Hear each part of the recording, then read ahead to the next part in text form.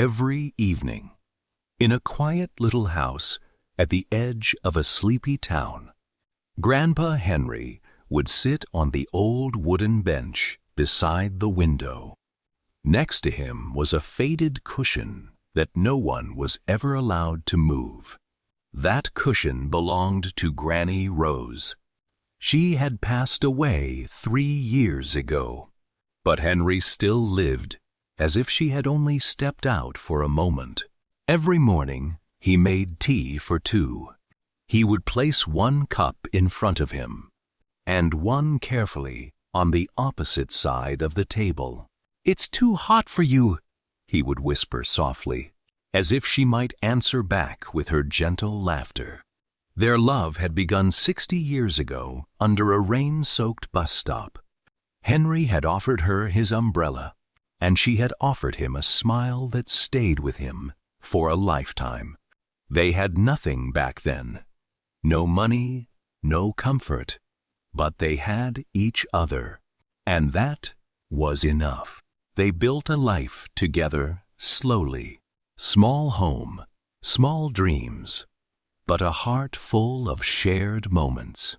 Arguments over silly things, laughter over burnt dinners, dancing in the kitchen when the radio played their song. Then one winter, Rose fell ill. Henry held her hand every single day, reading her favorite stories, even when her eyes could no longer stay open. On her last night, she whispered, "Don't stop talking to me, even when I'm not here." So he never did. Now neighbors often saw him talking to the empty chair, smiling at nothing, nodding as if someone was replying. Some pitied him, some called it sadness, but Henry never felt alone. One evening, as snow began to fall, Henry placed 2 cups of tea again. He sat quietly, looking at the empty seat. "I kept my promise," he said softly.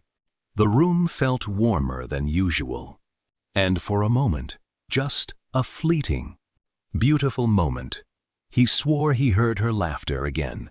The next morning, Henry didn't wake up, but on the table were 2 empty cups, and between them, a small note written in shaky hands. "Still together,